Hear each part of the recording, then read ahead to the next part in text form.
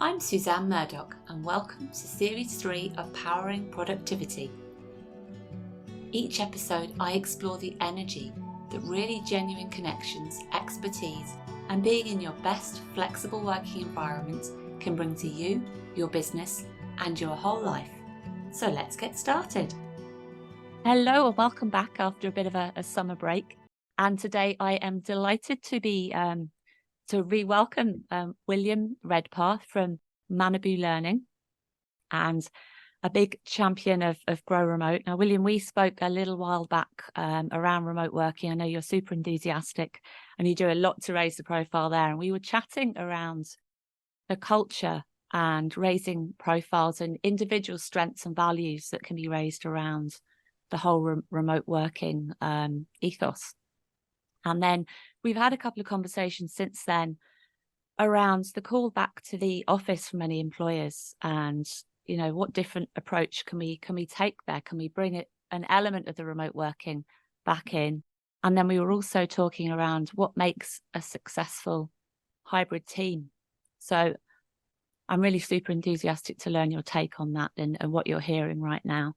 But before we do that, can we just recap and tell people a little bit about yourself and your story to date? Yeah, of course. And great to be back, Suzanne, on the podcast. Wow. Thank you I must have done well last time. I must have done well enough to get invited back. Colours. Yes. And let's see how I get on today. I might even get asked back for another one. But no, look, really good to be back, as I say. Yeah, so just by way of context, I suppose, for anybody watching or listening, my name is William Redpath, and I do have a business called Manabu Learning. The primary output of the business is we have an online gaming platform that we use for our team coaching games.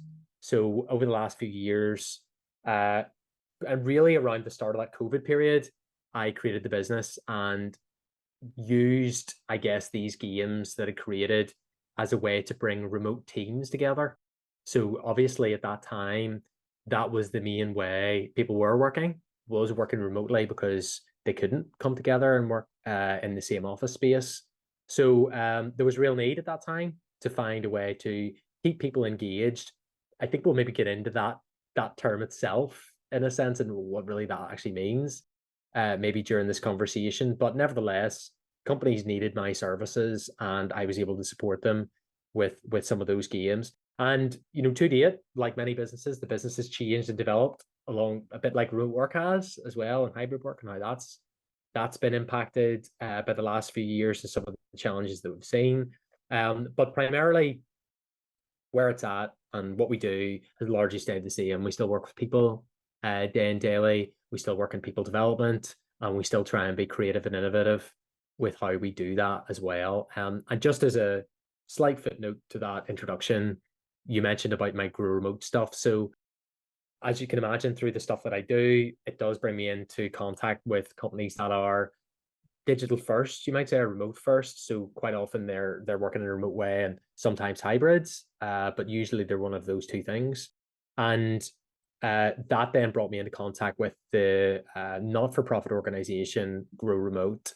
And I'm lucky enough to be the chapter lead of a local chapter, which is in County Down, Grow Remote County Down. And what we try to do simply is to bring remote workers together around the county for events where they can connect, create and collaborate. So we've done net walks and social drinks, and we're doing a ghost tour this month down in your neck of the woods, Suzanne, which we're excited about. You know, different things like that. Really interesting space and a really important thing to do. Particularly, I feel before I get my soapbox about being a rural dweller, it's really important to have rural things going on, and Grow Remote certainly supports that. So, yep. So the business with the games and then the Grow Remote stuff is, I think, probably what brings me to the podcast today. Oh, super stuff. And I think with the Grow Remote events that you've been doing, it's brought such different personalities and strengths together. I think they've all complemented each other really, really well. So yeah, it's just championing the whole remote work and education piece about options and communities out there. I think so. I guess a good place to start today would be, you know, what are you seeing at the moment in terms of hybrid teams? We were just chatting a minute ago there about different Yeah. constantly evolving perspectives and thoughts and attitudes to hybrid working. But what would you see as a successful hybrid team right now? What are their typical wins, transformations, I guess, that you're seeing? Yeah. And I was thinking a lot about this. Like, my immediate reaction, right? How do I feel about that question? Like, the word trust is coming across hugely there.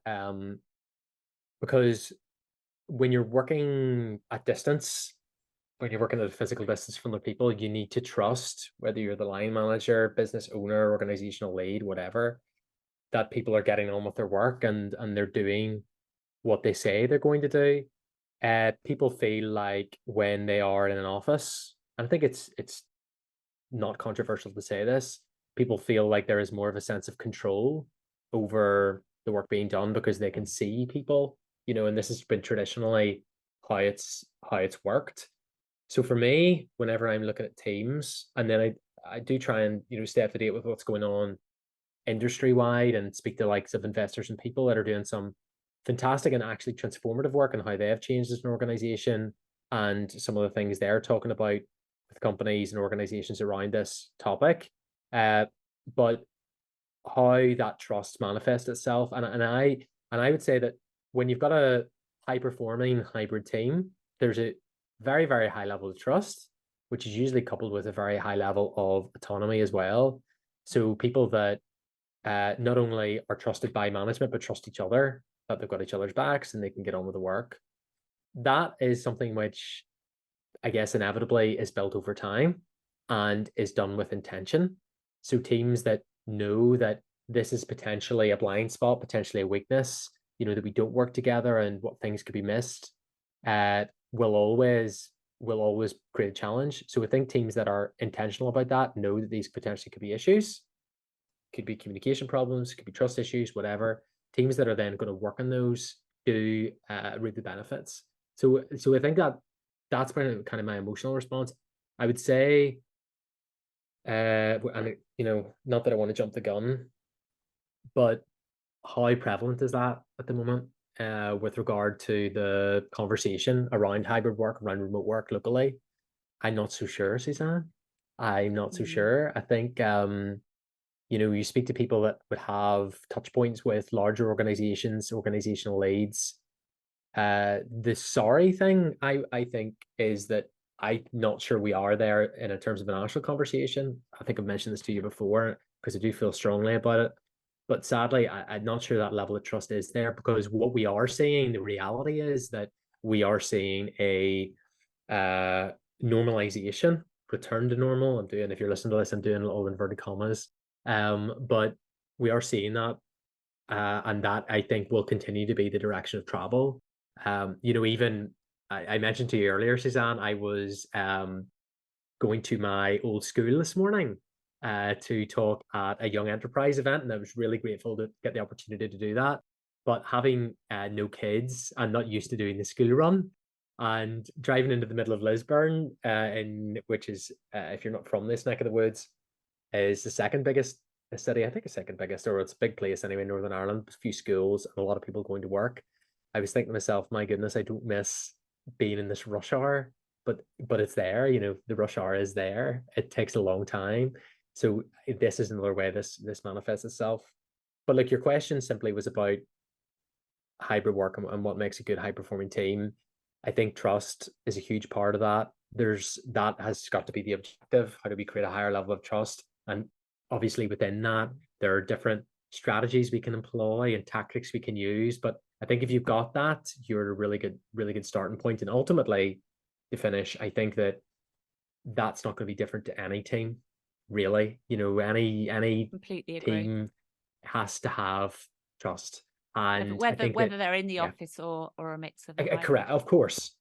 And all that I think we need to do with hybrid, remote, whatever, is that, why do teams focus on that more when they're in a hybrid setting, a remote setting? Why do they talk about autonomy more? Why do they bring these things to the fore? Because the good ones recognize these are potentially pitfalls of working in that way, so they try to Yeah. focus on it. But it doesn't And do us any harm to, yeah. other I people think do I that as think a well. lot of what we've been seeing, and certainly when we speak to our clients, members, is that with the trust hand in hand, it goes the autonomy, but the almost the bottom up approach, so that you've got these team members that really can have their say. They can play to their strengths.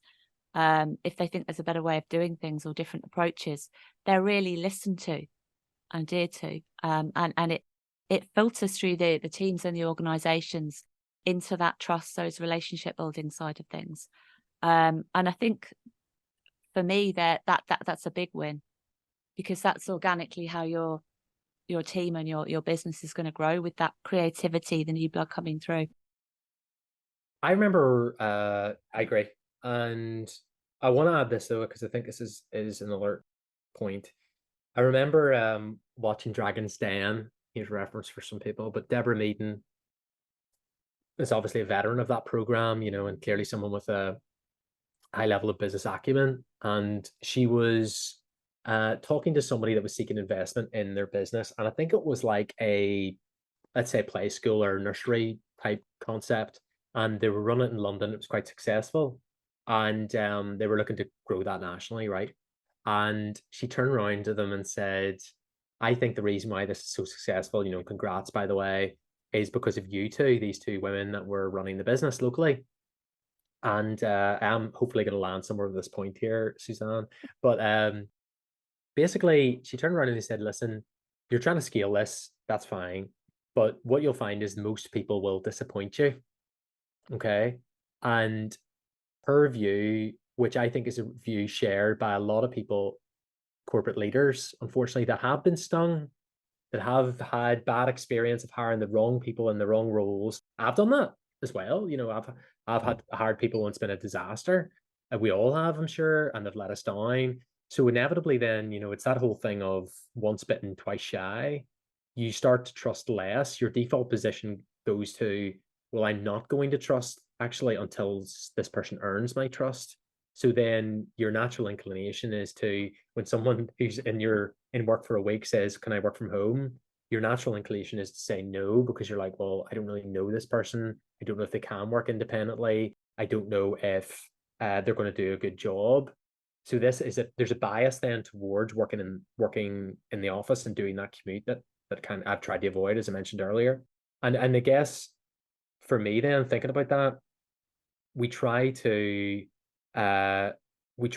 understand a bit more about, is this right for the company, right? Is working in this way right for the organization, and are they set up in a way for this to happen? And also, is it right for the person as well? So I don't want, hopefully the point today, it doesn't feel like I'm evangelizing about remote work in of itself, and that we all need to be remote working and stop commuting, whatever. Obviously, that's maybe not overly practical. I suppose what I'm saying is, when the situation is appropriate for it, and people should be working remotely, and we can get into all the advantages of that for local communities, then why can't we look at that when it's right for the individual, the employee, Yeah, that's the key word and there. the company, Yeah, and the individual. and a lot of the focus on the individual, and again, that comes back to that whole trust thing.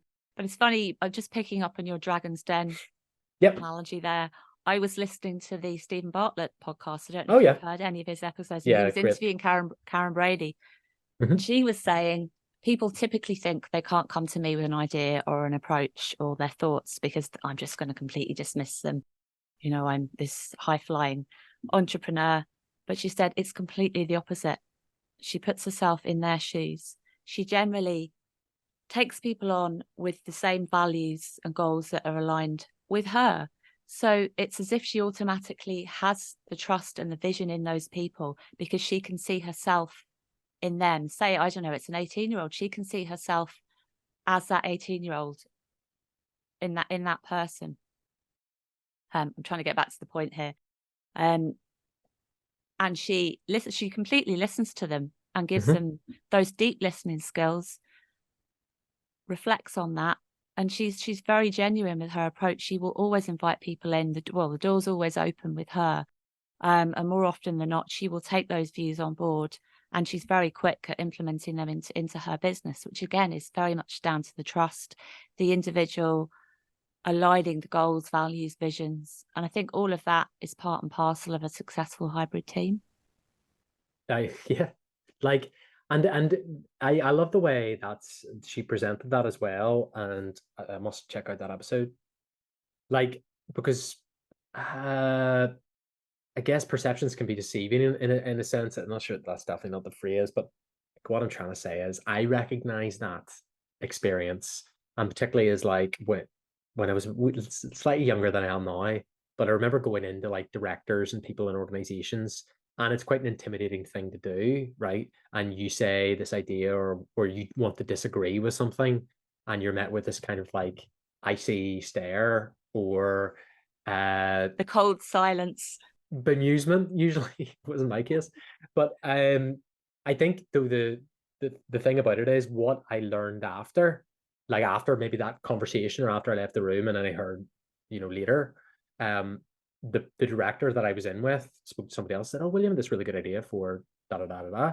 So just because the appearance necessarily isn't there that, oh, I work in this organization and they're not going to take on my request for remote working seriously, doesn't necessarily mean that is the case. People like Karen Breda are successful because they will think things through, and probably I would imagine her expectation of her teams are that she wants them to have thought things through as well. And she's trying to hold people to that high standard. And I just think that when it comes to remote working, this is why it feels like it needs to be a partnership.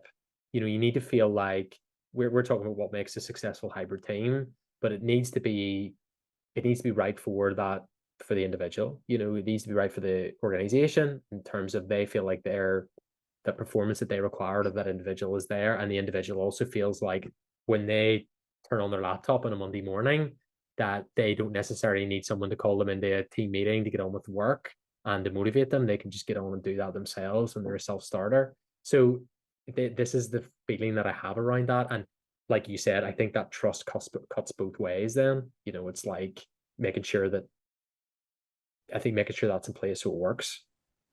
And communications, when we talk about communications, there's all this AI and ChatGPT.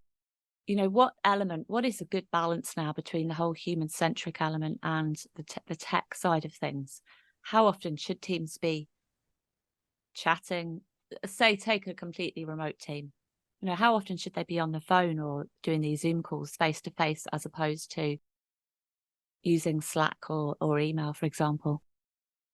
Well, you know what I actually noticed. I'm working with a team at the minute, and there was a guy. He's the assistant director in the organization, and he was telling me that. So I should explain, provide a little bit of context. This organization isn't based in a single location. They're based. They have a number of locations across Northern Ireland, but their leadership team is based across those locations as well. And this guy was telling me that someone had the bright idea is he put it to set up a WhatsApp group for their senior leadership team. And he was just like, this is the worst thing that could have happened. And I said, why is that? And he said, well, basically now what happens is that anytime anybody gets a bright idea or something comes into somebody's head or something happens, it goes into the WhatsApp group, but it could be a Saturday night. It could be a Sunday afternoon. It could There's be no anything. boundaries. The boundaries have completely disappeared in his view. Like where there's, as long as he's a member of that WhatsApp group, he's working really, and things come through, and then there's a kind of a social pressure, I guess, to respond to messages, particularly if you're asked a question directly in the group. So anyway, the boundaries have disappeared. You're talking about communication. I think the communication, the systems that are there, and the technology that's there can make hybrid and remote working a really joyful experience. Teams that I've seen that do that successfully, whether it's in like a live event such as a call, a huddle, a town hall, whatever, they've embraced a lot of things like Miro, Slack, Canva, some of the other applications on Zoom, which are great in terms of team meetings. But it's this boundaries idea where I think there's been a little bit of mission creep, a little bit of mission creep, a huge mission stride, mission run, I think mission sprint. over the last while around these boundaries disappearing. But I would say, to be fair, that's something that has been happening with work, and inevitably, I suppose, has been the result of us all having access to our work emails on our phone. Has been remote working in of itself, has led to that, where we're kind of always available. The boundaries thing, I think, is key, though. Unfortunately, why do people see what's the attraction for people to work remotely? They're getting the avoided commute. They're getting to spend more time with their families. For a local community, it might mean that person spends their lunch hour going for a walk and buying a sandwich in a local cafe. This kind of idyllic vision that some people have of remote working. Yes, all those things are possible. But if on the flip side of that coin, if that also means that we're going on Zoom calls at 9 p.m. at night, if we're having to respond to WhatsApp messages like the one I described there, it kind of defeats the purpose for me. Boundaries must be maintained, I think, has to be the essence of it. And is it fair to say that some employers might be right in assuming that there's some employees working from home feeling more comfortable, that they can almost, introverts, for example, who aren't necessarily happy working in the office, in a noisy office, doing presentations, client-facing meetings, that they're almost hiding away, that they can become quite unconfident, lose confidence as a result of that? Is that a fair assumption? Yeah, I would say that, though, if you're if that's going to be part of your job, that you're going to need to be clients, and you're going to need to do presentations, you might need to question, is this the right job for me in the first place, in the first instance? However, that's, I think, up to a point, we accept that. On the other side of that, what I've seen, and I've worked in places like this as well, is that there is there can be, let's say there can be, right? I've seen this, where there can be a bias for people that are present in the office will get the opportunities. And that may not be that might not be by design. Oh, I've noticed William's been here a few days this week, so we're going to give them this. We're going to ask him to come to this client meeting with us, this important meeting. It can just be that, somebody's sitting there, they get a piece of work and they say, well, look, there's William, give it to him. And just because it's out of sight, out of mind sometimes with remote work. And I'm going to come back to that point in a second, because I've got a feeling about that, which I want to say again, which is kind of gets behind the curtain, I think, a little bit with it.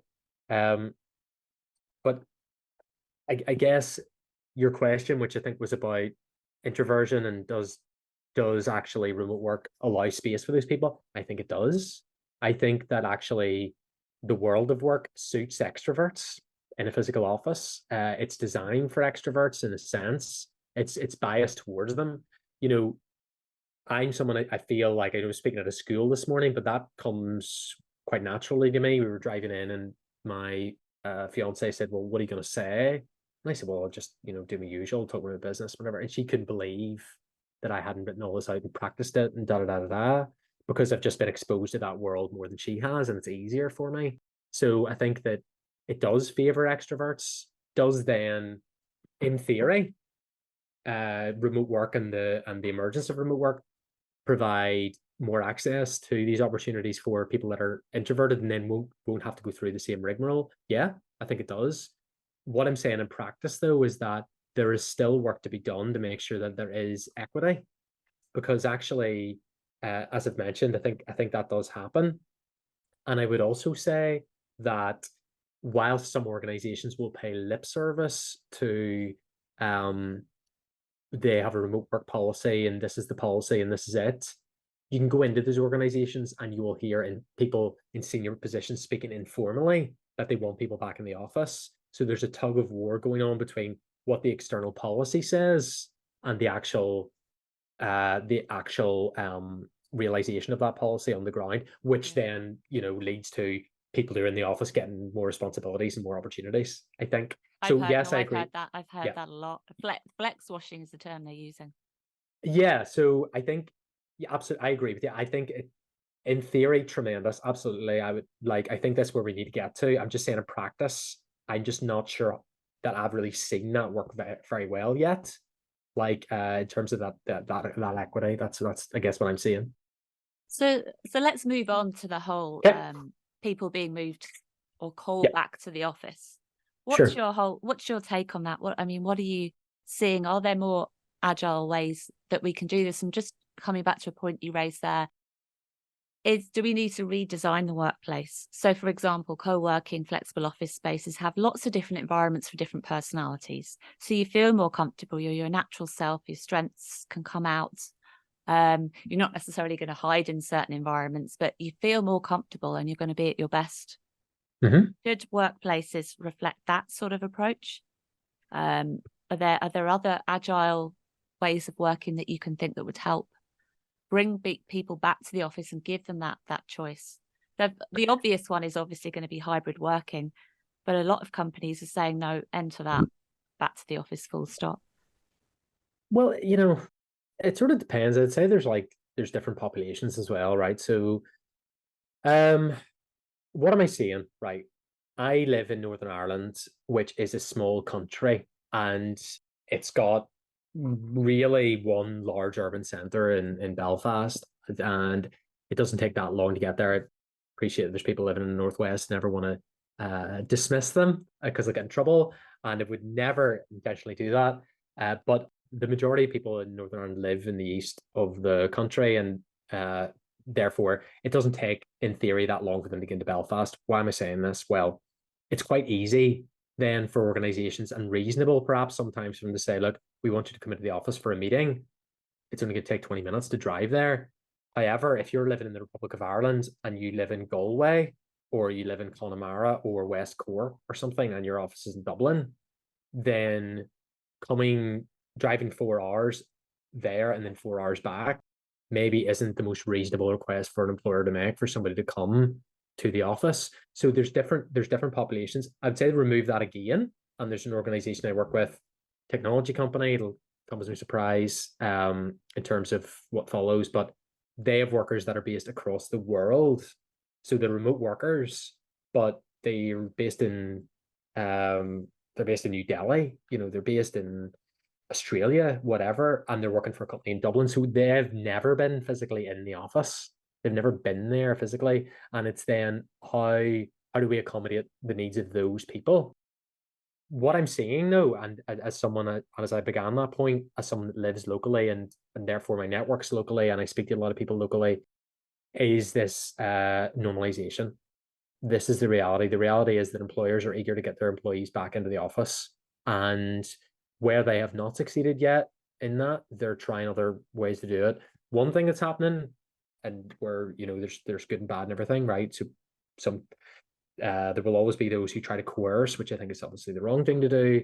But there has been a movement towards trying to make the workplace more of a inviting place to be as well. And I think you touched on it there, Suzanne, about can we make it a more comfortable place? Are there more opportunities for well-being? Trying to promote better relationships among staff so it feels more like a family, these types of ideas. The trick that's being missed, though, at the minute by companies is that there has been a very small take up of co-working, remote working spaces in a national way, and trying to be super national way, take the island of Ireland, um, by employers, I think. So yes, so I'm in the Foundry in East Belfast, which is a tremendous venue, and I would say that 90% of the people that are in this place work for themselves. They have their own business. There's a few people out there that you work for a larger company, but normally that's a temporary thing where they're perhaps at home for a caring responsibility or something like this, or a particular reason, and they're just looking for some office space because they don't have it at home. But in thinking about how do we really make a change, it's about getting employers on board. And I do know that in the South, that's still, they haven't quite cracked the code there yet about, But it's yeah, interesting that you're saying that, because there is the connected hubs, for example, is a yeah, network where they hook which up I'm aware of. Yeah, yeah. different co-working hubs, and there is the whole education piece, and I think employers are now aware of the benefits that come with the whole flexible office side of things. And just picking up on your point there, we're right on the border here between the Mm-hmm. Republic and Northern Ireland, and we have a lot of corporate remote workers who typically would work for, say, insurance companies, financial institutions, and they're getting called back to the office, but they have to go in maybe a couple of times every other week. So they can't work fully remote, but they can still avail of co-working. But on the whole, it's them having to pay for the memberships. Yeah. It's not the employers taking it up. Yeah. Now that's not across the board. I'd say 70% of the members are paying themselves and have initiated it themselves as well. Yeah. Like, and again, I don't think that really is an answer to the question, though. It's not that, like, No. because that's like, well, you're not going to agree to this, so I'm just going to do it myself approach. And I like that's not telling me that employers are getting on board with this idea. And ultimately, I think it comes down to the fact they'll say, well, look, there's William. He seems to be productive enough. He works from home. Why would I now pay for him to go and work somewhere else? And then, for him to be distracted and whatever, like, is he not? And then next thing, which again, everyone else will ask for it, and then everyone else wants it, and so then we have to offer this to everybody, and then we've got to build. So it's there's the education, it's the value of that, and I guess some of the work that I'm trying to do within County Down, and I'm just part of I'm a small cog in this machine, but it's like, how do we change that conversation into what we're talking about today, and some of the benefits of coming together, working together, because I think we're on the same page. I know we're on the same page when we talk about remote work.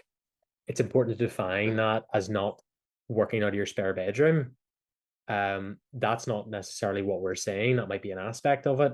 But remote work just simply means working from anywhere. And certainly what I would favor, and how I feel about that, is working in a place where there's other people doing work.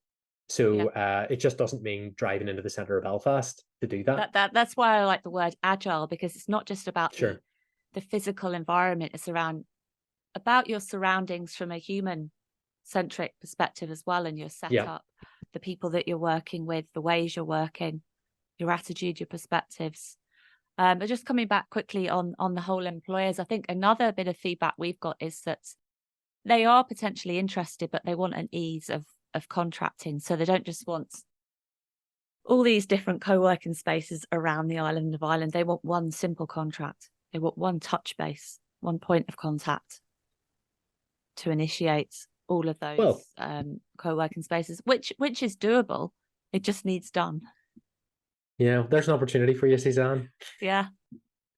Well, look, I mean, I have sympathy with that as well, because I would imagine that when they're working with other suppliers, and this would be a supplier of, co-working space or whatever, that's probably the way it's arranged. They're not generally used to dealing with a different supplier for every single location. It's probably managed by a national provider, and that's absolutely the way they want to work.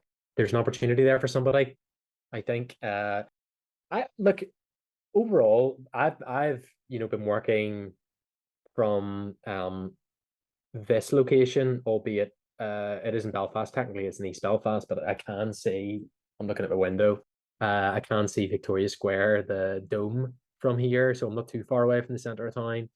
But it's been a tremendous thing for me. I think me first, and then the business, because it has helped me meet other people and feel more productive and be more productive ultimately from a business. And it's improved a lot, and I try to compare that to when I was working at home. It's chalk and cheese, really, Suzanne. So I think that I can speak from my experience, and this suits me. It suits me and it works. And I think that for a lot of people, it would also suit them if they were to give it a try. So I think ultimately it's about choice, isn't it? And not being sure. constrained by too many terms, and being given the opportunity to be your best. I think so. I think so, yeah. Mm-hmm. Okay. Cool. Let's wrap up there. Some great nuggets of information. Thank you for your wisdom and your experiences there, William. Hey, no problem. Great to have you back on, and we can have another conversation and follow this up and see how things have evolved. Because it's changing so quickly. It is, and you and I were talking about earlier, I think before we come on, just about artificial intelligence, and noticing how out of date that becomes. Information or updates on that. It feels like 2 weeks hence, and we're in the whole new space with it.